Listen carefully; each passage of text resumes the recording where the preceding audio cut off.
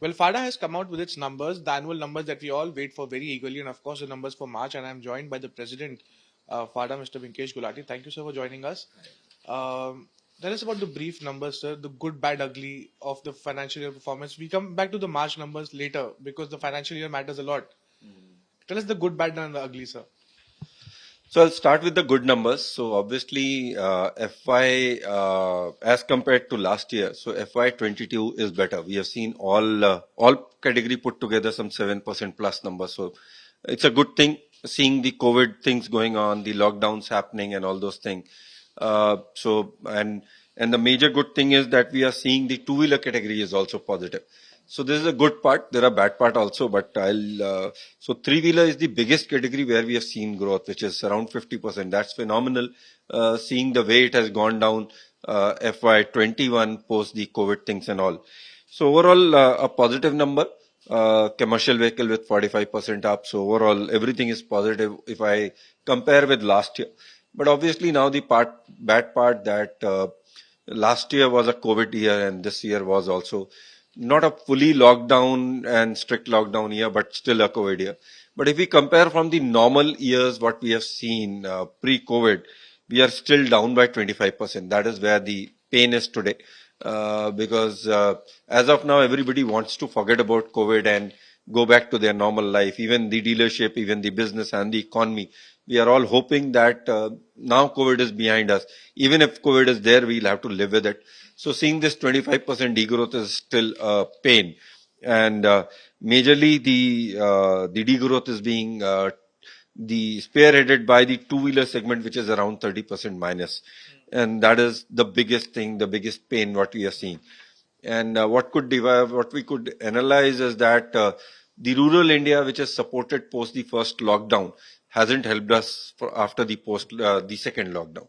The second lockdown actually hit the rural India more than the urban India, which has affected this. So all the entry level vehicles, what we see in cars or two wheelers or even the tractor segment is seeing the degrowth because of that. The challenges there, the negative sentiments are there.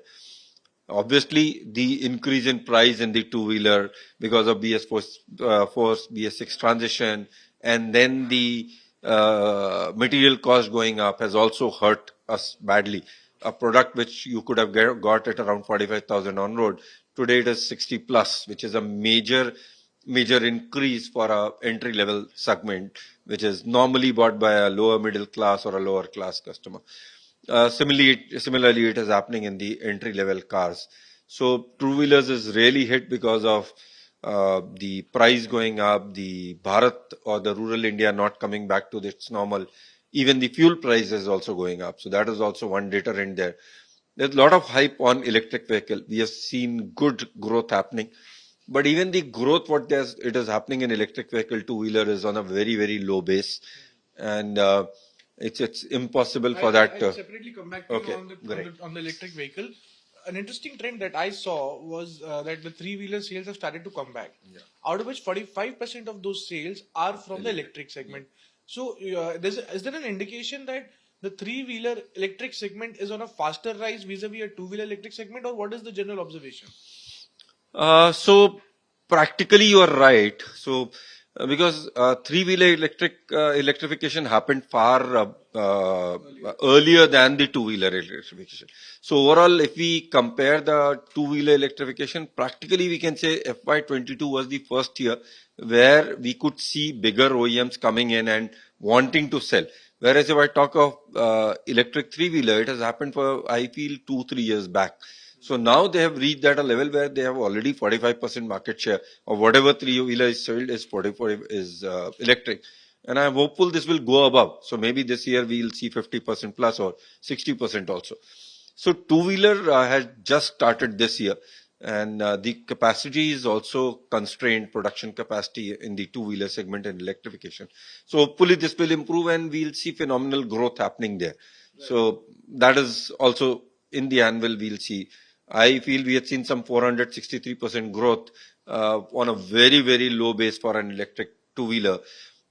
Similar growth you will see again because obviously whatever we have achieved this year looks big, but as coming further, the degrowth of around 50 lakh vehicles of two-wheelers, which has happened last year, that numbers are very low.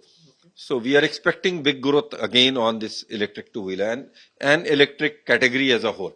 Right. Before I move on to the other key numbers, why are electric scooters catching fire? There have been various statements from the companies, some irresponsible statements also coming in. Why are EV scooters catching fire? Number one, what needs to be done immediately to resolve? Because the summers will, of course, increase. The government investigation report will come in the due course of time. In the interim period, what needs to be done? See, I feel the auto industry is a very, very matured industry, and it has taken a lot of time and R&D to come to a level. If I talk on the electrification, so if you see, India is the biggest country for two-wheelers, and electric two-wheeler dissemination world over hasn't yet happened. There would be stray incidences where there are manufacturers who are making, but they have all not been able to do the numbers what India can do. Even like Ola bought over some Italy company. There are other companies who have also done that. But the weather in which they use the vehicle and the volume which they do is a vast difference. And what we expect that a lot of R&D hasn't happened on Indian grounds. So there is a process whenever an ICE product is launched, there are system people do 50,000 kilometer on road testing, 1 lakh kilometer on road testing. But whereas if I talk of electric vehicle two wheelers, the testing and the R&D hasn't been at that level. And obviously this is a very nascent industry, not very matured, not R&D, not a lot of things to learn from experience or even competition. So that is a bigger problem. For government also it's a new thing. So what I feel, there are a lot of reasons why the fires are happening. It could be customer issues also. But the overall making of a vehicle and the abuse a vehicle should handle is the duty of OEM. No doubt a customer will abuse, but they have to prepare a position where if abuse is happening, at least the fire doesn't happen. The vehicle should stop or some other indication should come or whatever. But these kind of things which could affect the lives of not even the driver, even the people standing beside is a major concern. The government is working.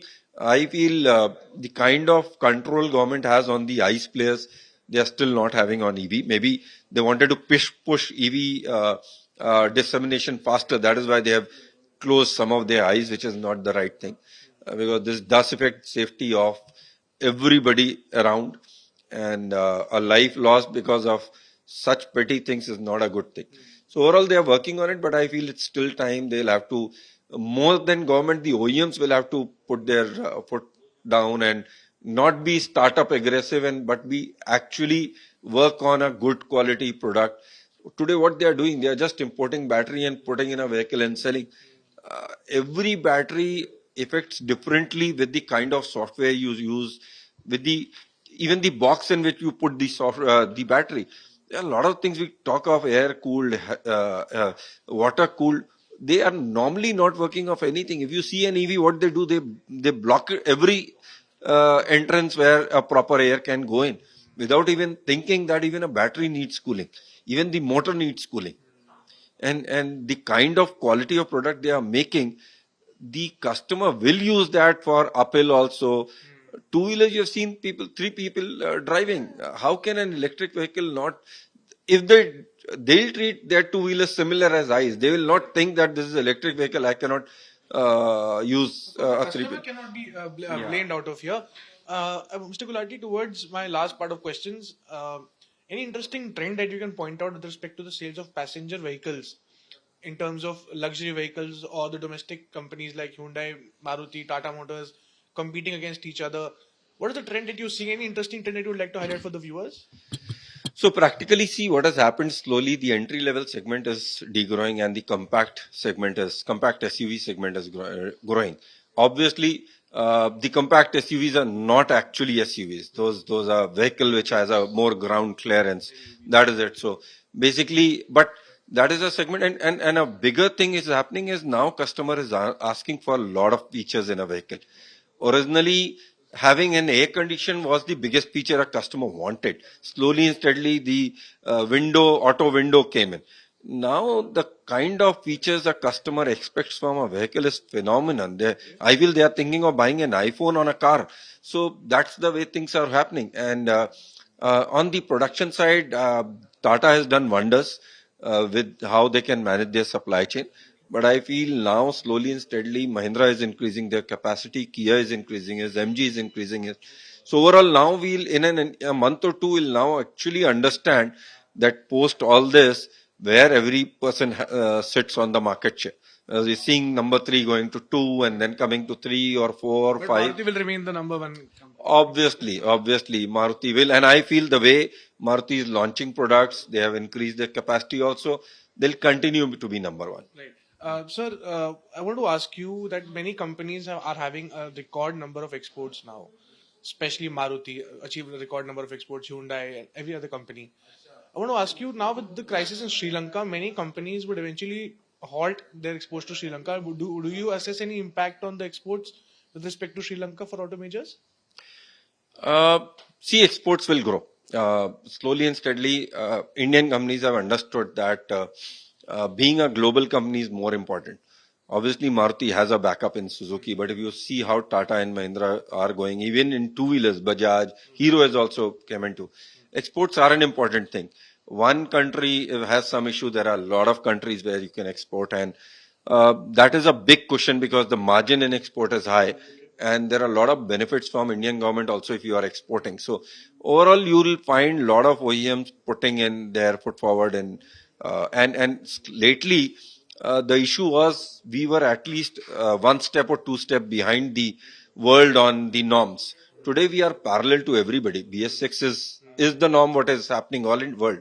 So it's easy to export. They don't have to make a separate kind of product to So, are you export. foreseeing any impact with respect to Sri Lanka's crisis and the subsequent export to that country? Obviously, there would be with the kind of crisis Sri Lanka is, and lately I'm hearing Nepal is also entering in a financial mess. So overall, it will affect. But for Indian OEMs, they'll find other places where they can easily export. So that maybe a market is closed, but the other markets are open. So if you see the lockdown period when the factories were open, the exports were booming even that time. So that has benefited a lot of OEMs to survive for their survival. Final question: how are you foreseeing this financial year with respect to growth, especially for two wheelers? I know you've been very vocal about two wheelers. What about passenger vehicle, commercial vehicles? What is your outlook for this year?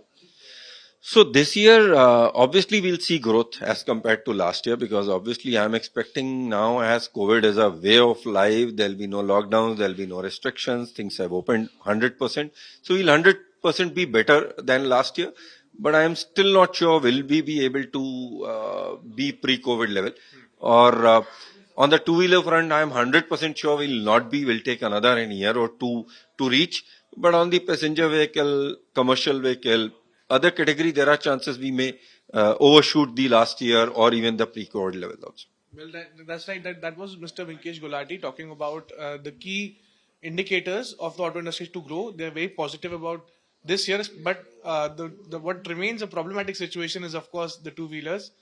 And as FADA said, that they are also hoping that two wheeler companies bring out with their own financial schemes to uplift the mood. Well, that was me, Chetan Bhutani, reporting from New Delhi with camera person Ashok Banot.